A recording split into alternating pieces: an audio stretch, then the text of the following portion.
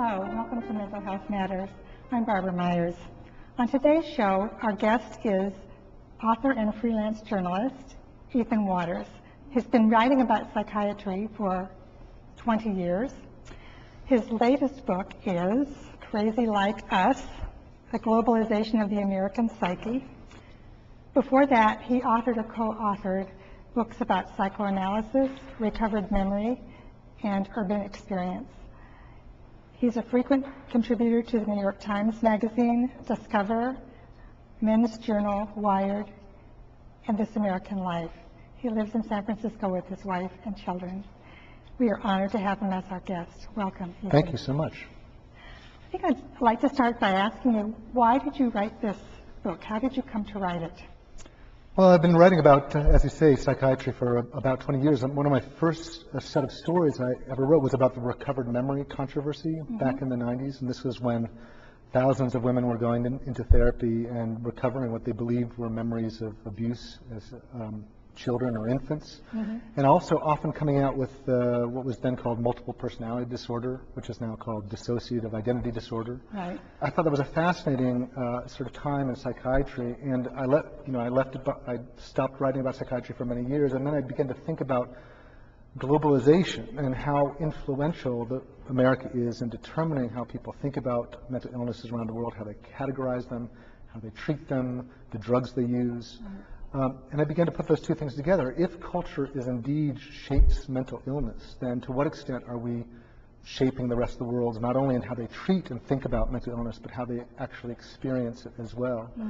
And then I began looking for the top people in the field of cross-cultural psychiatry, people that were researching these exact issues in different locations around the country, and they began to tell me remarkable stories. And so I instantly knew I had a book I needed to write. Oh, that's great. Yeah, it's a wonderful book.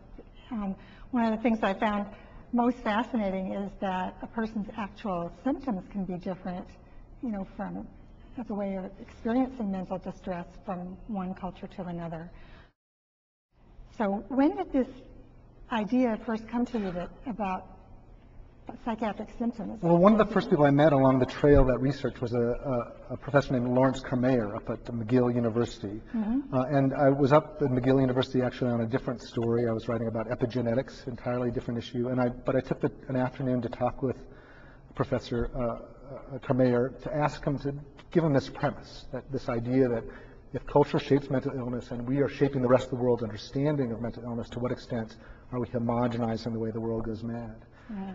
And he thought about that question for a couple seconds, and then he told me this remarkable story of being invited by GlaxoSmithKline to Japan in 2000 because they were about to introduce Paxil in Japan. And it was very clear to him that GlaxoSmithKline wanted a deep and sophisticated understanding of how cultures shape the mental illness experience, because they wanted to, quite literally, change the Japanese understanding of depression, change where the line is drawn between the pathological and the normal, such that it better fit the drug that they were marketing, it better fit the American model. Yeah, so they wanted to actually they consciously wanted to change how people thought of their depression so that they would be able to use the drug? That's exactly right. I mean, that was one of the key questions I asked Kermayer. I said, was this just sort of globalization happening in its natural course, or did GlaxoSmithKline actually understand that cultural forces could change the lived experience of a person with depression? And he said it was very clear that GlaxoSmithKline wanted his knowledge about this issue in order to help change the way Japan thought about depression such that it fit Paxil. Wow. So that's one of your chapters in the book. So one of the chapters is, there's 4 chapters in the book. Each focuses on a different specific location, a different illness, to see how these cultural forces are at play. And indeed, one of the chapters is about Japan and GlaxoSmithKline and how that change took place. Yeah. One of the things that you said in the book, along with what you just said, is that the expression of mental distress in a particular culture is shaped by the language of suffering for that moment in time in that culture. So how a person would experience, just thinking about how things had happened historically, how a person felt about depression maybe 100 years ago or 200 years ago might be completely different than what people feel today, even in the same culture. That's right. And then I began to think of symptoms of mental illness as literally a language in itself. And the mind, it's, enormously complex thing. It becomes unstuck for many reasons, for trauma, biology, genetics. But when it does, it begins to look around in the culture for the ways it can express its distress such that it will be understood by the people around you. And it does this in an unconscious way. This is not a motivated thing. It's actually very easy to see when you look back in history. For instance, if you look back at women who suffered from hysteria in the late 1800s, early 1900s, they had the very specific set of symptoms. They had paralysis, sensitivity to touch, fainting spells, all sorts of things that were very obvious to a physician at the time that this was an organic disorder. They were certain it existed. But then 20 years later, it's gone from the literature, and it's no longer experienced by women. So it's quite clear when we look back, we can see how those ideas about the language of suffering for that moment in history were shaped by cultural understandings of a woman's anatomy, the ideas about fears about women's sexuality, all sorts of other things sort of combined in the culture to sort of make this symptom legitimate.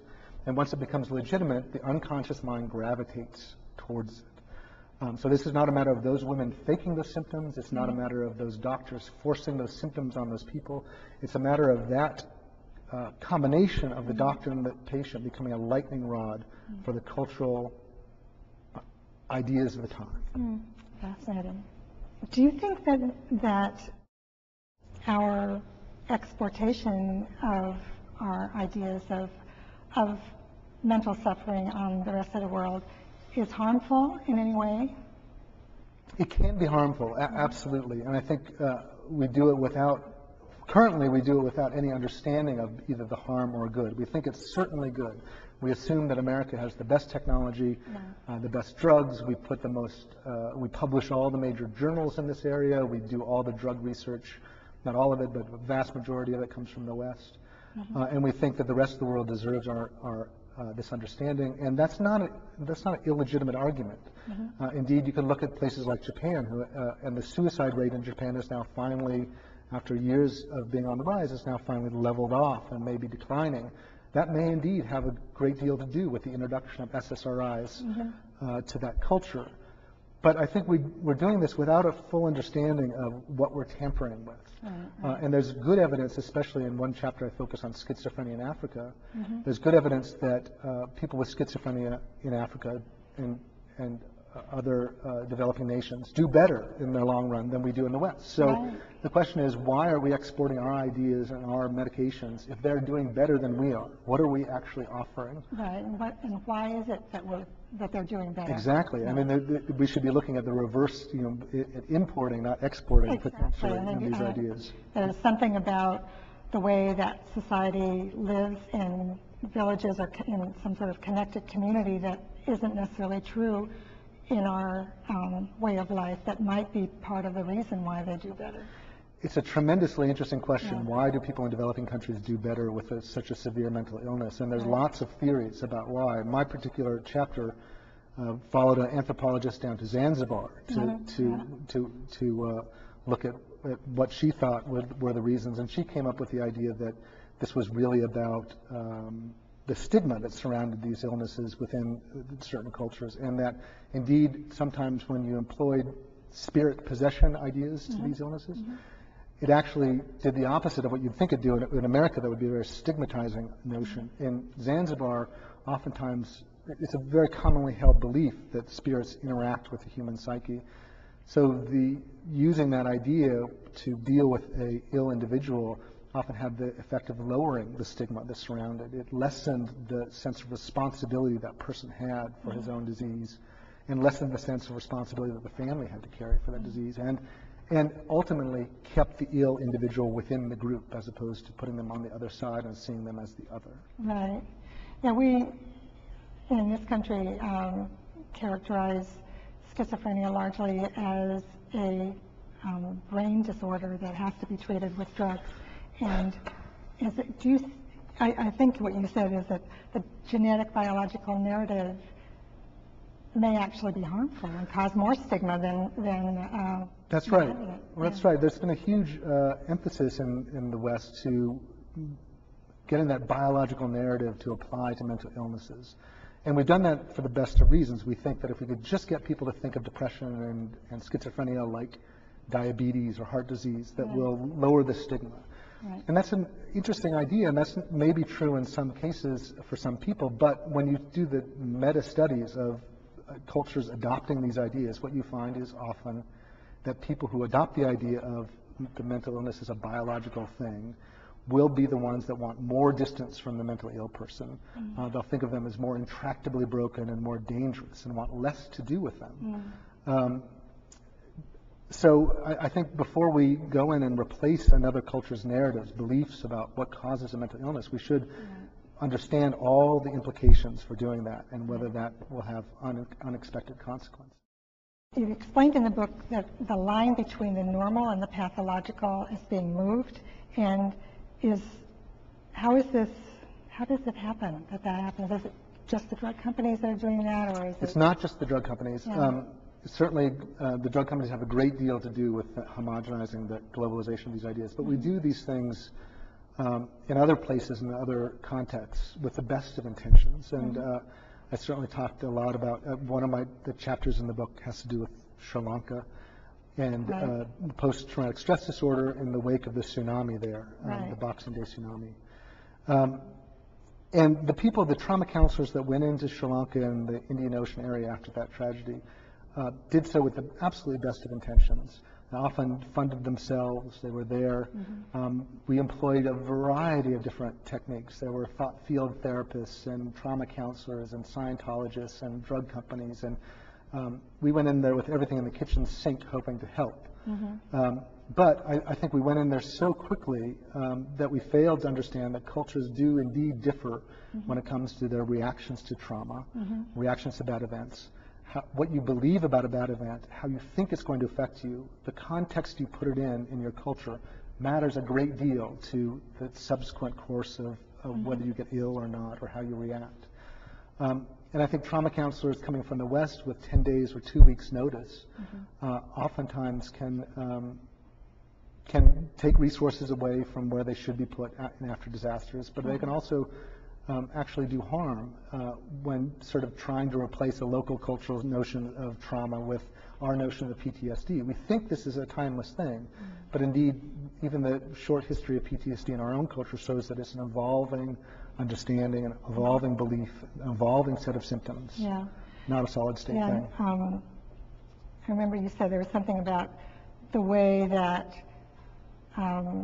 people in the United States go to therapists, as an individual goes to a therapist for an appointment once a week and comes back, and that model simply does not fit the way the society runs. It doesn't fit with the way a Sri Lankan would understand the consequences of trauma. They would understand the consequences of trauma not as happening in chemical imbalances within their own brain. They would see the consequences of the trauma as being ones to their role in the group. They would no longer be able to fulfill their role, or their group was damaged in some way. This is a fundamental different way that other people have in thinking about the human self, that we in the West are at one end of the spectrum. We believe in the egocentric self, the idea that the self exists in our mind and that we are independent from other people fundamentally. And other people in other cultures have a sociocentric version of the self, where they see their self as intimately connected with the other people. So for a Sri Lankan, the idea of taking time away from their job or their responsibility is so fundamentally outside their sort of realm of understanding this issue. Indeed, it's a very expression of the symptom that they're concerned about, the being outside their role. So oftentimes these, especially when they go into cultures so quickly, even with the best of intentions, we fail to see these distinctions, and oftentimes trip over ourselves or do the wrong thing or indeed harm people. I'd like to talk to you about one of your chapters on anorexia in Hong Kong and how that was pretty much unknown and then suddenly it just appeared. Right, in Hong Kong, absolutely.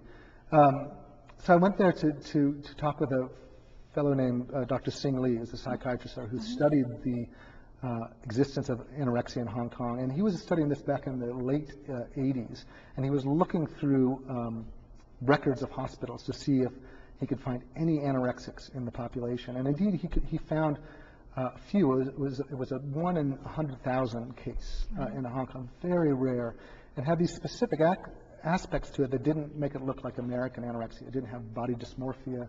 It didn't have fat phobia. These women hadn't started dieting because of a desire to lose weight. It happened in a slightly older population, more rural population.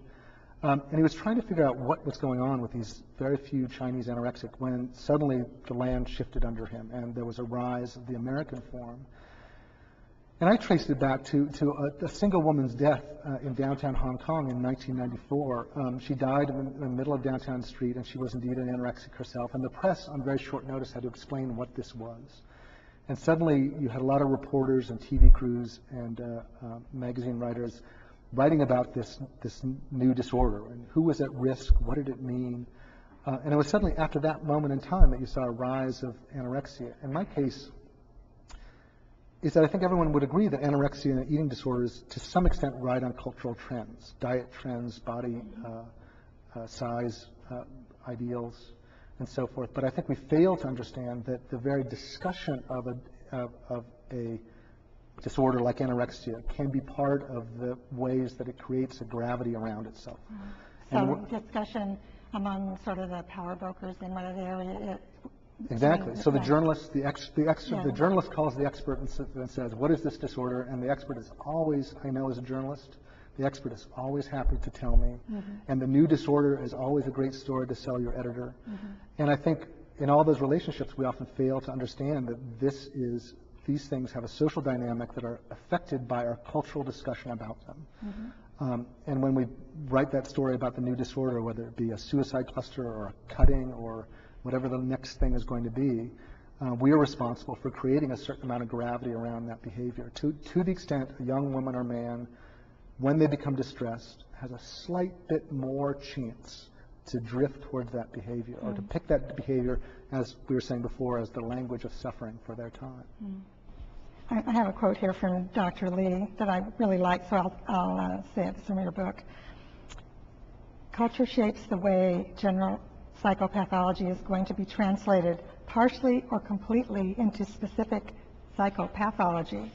When there's a cultural atmosphere in which professionals, the media, the schools, the doctors, the psychologists all recognize and endorse and talk about and publicize eating disorders, then people can be triggered to consciously or unconsciously pick an eating disorder pathology as a way to express that conflict. That's exactly right. So, and this was 1994, remember, so this was Hong Kong at a very odd moment in its history. This was before the handover from British to Chinese rule, and this was after Tiananmen Square had happened on the mainland. So there were lots of families leaving the province. There were quickly changing roles for women, and Dr. Lee says that this was a time of great general loading of psychopathology in the population. But the key thing to remember is at such moments in history that there's no one way for the human creature to express that distress. That's when the unconscious mind goes shopping to what another scholar called the symptom pool of the time, to go to find the ways of expressing that disorder. It might be anxiety in one time, hysteria in another, an eating disorder another time, cutting. And your unconscious mind will endeavor to find what will be understood as that language of suffering. And that's what he believed happened at that moment in time in Hong Kong. That's really fascinating. One of the things you said in your book is, when talking about possible consequences of this happening, is that we have lost older belief systems that once gave meaning and comfort to mental suffering. And I think this is really to our detriment. I mean, people sort of need to have something in which something where they feel, a place in life where they feel like their existence makes a difference, or where they fit, and how that. So it can sort of blind the importance of these ideas in other cultures if we, sort of lock, stock, and barrel take over this Right. this idea about how, no. I mean, I think that's true with PTSD. I think we are extremely fragile people right now in the West in terms of what life experiences we believe we can live through and maintain our mental stability. And we think of the human creature as fairly fragile. And I think about soldiers coming home from our wars right now, and they're being asked to sort of fit their distress into this PTSD paradigm, which very much assumes that the problem is a chemical imbalance within your mind, and you can go through these specific rituals or healing processes to work with it. And I think that robs the soldier oftentimes of other narratives. So in another time you would have a religious narrative to explain your sacrifice, or patriotism, or indeed anger at the government. I think PTSD got started with the anti-war veterans of the Vietnam War, and they really pioneered this disease, but they pioneered it not as, they didn't think of it as a response to specific traumatic battle experiences. They thought of it as a response to a betrayal on the U.S. government, a betrayal of them on the part of the U.S. government.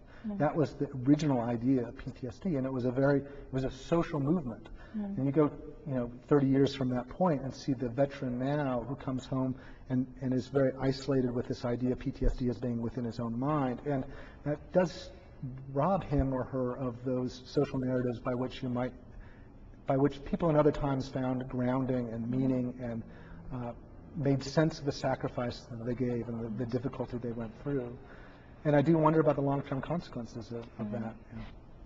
What are the implications of your ideas towards treating mental disorders in specific subcultures in the United States, like African Americans or Latinos or Asian Americans? It's funny you should ask that. My wife often, as I was writing this book, asked me that question. My wife is a psychiatrist. She works in San Francisco, and she would say things to me, well, this is very interesting news about anorexia in Hong Kong, but tomorrow morning I'm going to go into my office, I'm going to meet with an anorexic woman, and how can I apply those ideas? And to be perfectly honest, I try, it's not easy to do that, and not being a mental health professional myself, I don't give specific advice about this is the way you should look at an Asian anorexic now because of my work. I know that mental health professionals, I guess if I could say a couple of things maybe though, I think understanding a patient's culture and the cultural trends that brought them there and their understandings of their own mind are critical, and not necessarily overriding them with your beliefs, and understand how those narratives, even though they might be non-scientific, might have value in another way. They might have value in terms of this issue of stigma, or in terms of how the patient sees themselves within the group. So I think one of the key things is not to simply override that. But as you suggest, it gets tremendously complicated when you talk about immigrant populations in America. So here we have this healthcare system. We have endlessly complex subcultures and people who, first generation and second generation, third generation people trying to understand and fit themselves into it. One psychiatrist said to me, he said, I always ask patients to tell me about the culture that they come from. And that he doesn't mean like I come from, East Africa, or he meant like the culture, the tangible culture, their family's culture. How you live within, right.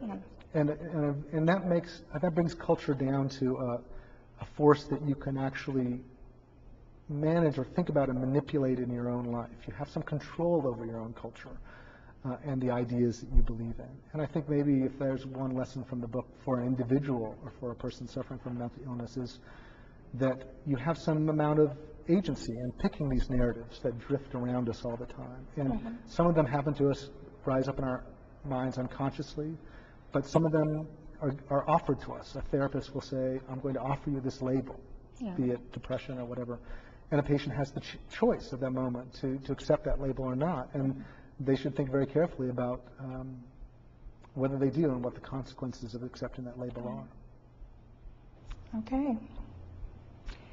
So I was going to ask you, why is it important to understand this, and what can we do with the knowledge? And I think you've just answered that. Right, I think that's the key thing. Just knowing that, and I think understanding culture just seems, it's like water to a fish. It's hard to see it around you. So having a little bit of understanding of these trends over time, and having a little bit of ways of seeing them from another culture is actually the only way we can begin to understand what is sort of immutably and timelessly human and what is culturally derived. And just because it's culturally derived doesn't mean it's not a tremendous force in your life, but it does mean that you have a little bit of agency over how you manifest the culture around you. Okay, well, thank you. That's very fascinating. I enjoyed it. Thanks, sir. Yes. Ethan's book is Crazy Like Us, The Globalization of the American Psyche. You can find it on the internet, crazylikeus.com. You can reach Ethan there if you want to. Thank you so much for being our guest. Thanks, it was a pleasure. And my closing words, take courage, friends. The way is often hard, the path is never clear, and the stakes are very high. Take courage, for deep down there is another truth. You are not alone.